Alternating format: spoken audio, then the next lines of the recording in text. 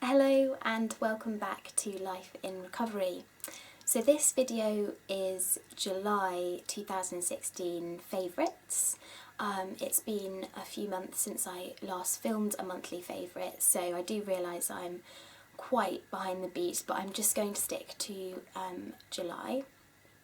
I'm going to stay with very similar categories to the last few videos, so you'll again have to excuse me just looking down. I'm just referring to some notes that I've made during the last month of some of my favourite things. So first favourite and favourite drink. So I have two favourites this month for favourite drinks, and they are decaf tea, and I mean decaffeinated proper, like builder's tea. I have been searching for a really decent cup of black tea that's decaffeinated for years probably, and I finally found one. Yorkshire Tea make the best cup of decaffeinated tea I've ever drunk.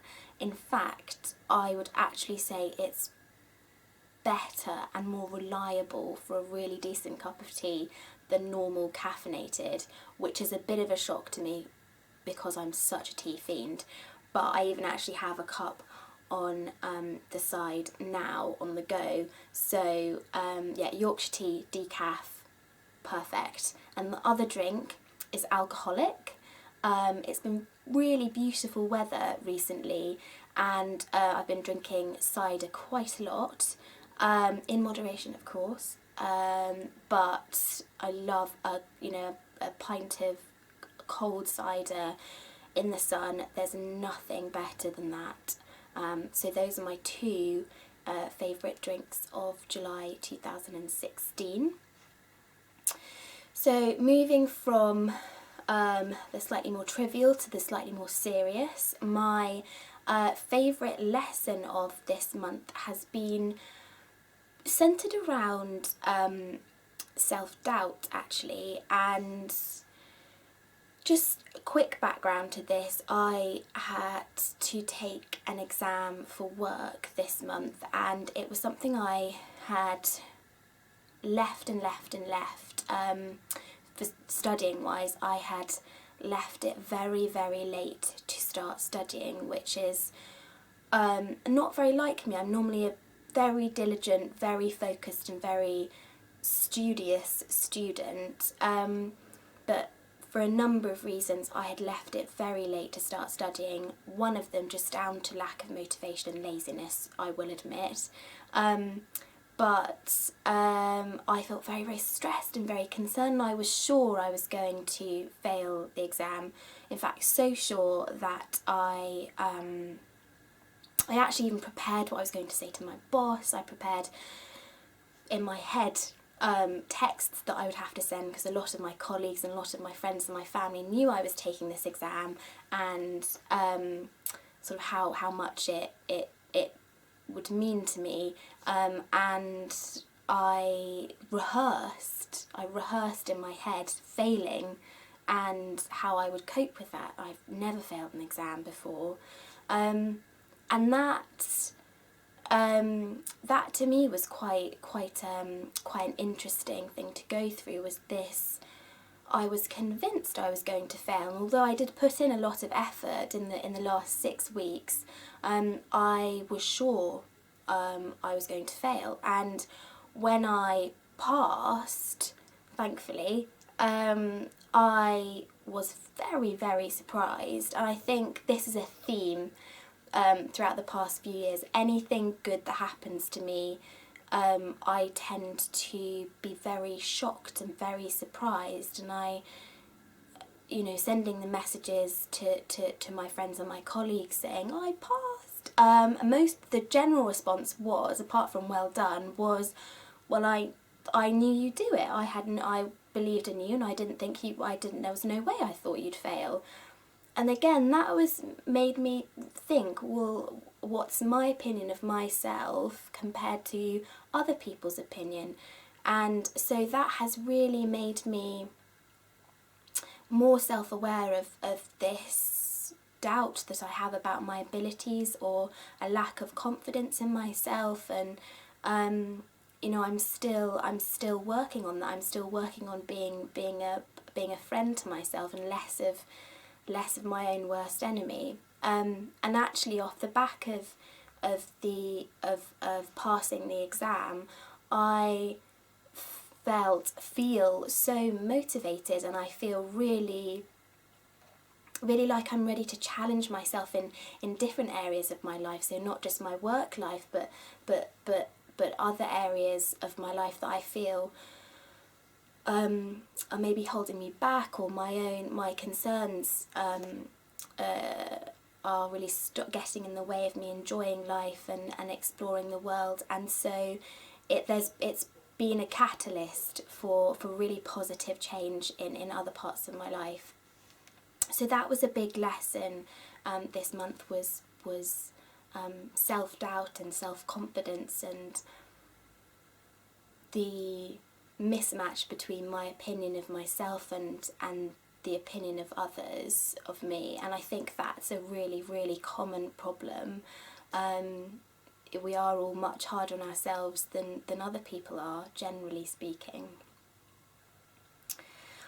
Favourite read? This one really is anything now that I don't have to study for a few more weeks. Is anything anything that's sort of throwaway reading, or anything that's really comfortable and easy fiction reading, nothing textbook based, nothing exam based. So for example, this weekend I popped into one of my local secondhand bookshops and picked up a couple of really cheap books, one of which is an Agatha Christie book, which I'm really enjoying rereading. I think it was £2. It's just a really, really comfortable read. I know what happens in the end, I know what happens all the way through, but it's like it's like being in a duvet, all comfortable and warm and familiar. And I think it's just good to let my mind be on something else and really immerse in a different world. So Agatha Christie for me at the moment is what I'm reading. Favourite watch? And normally I talk about a film or a TV show that I'm enjoying watching, but actually this month has been, or the last few months in fact, have been very heavily focused on watching sport, and mainly cricket.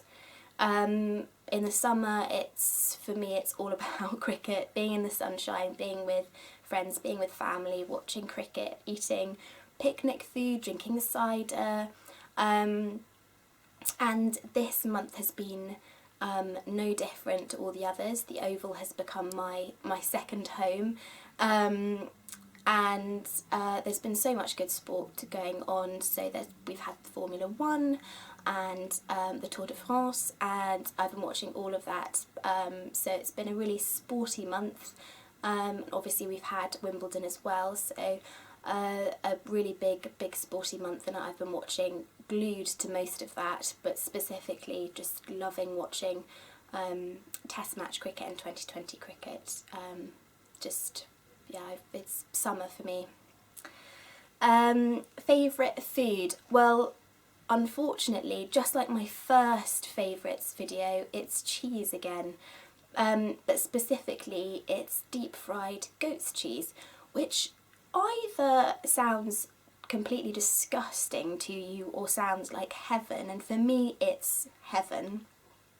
I stumbled across a few months ago a little bar near where I work that does deep fried goat's cheese as a starter, and I was there for someone's leaving do, and we ordered a little bowl of it, and I had one, and it was divine. And ever since then I've wanted to go back and have another portion of it, and I went back this month and it did not fail to impress me again. It was beautiful, and I think it's probably one of those things that I would never cook at home, just because the amount of fat and would just sort of scare me.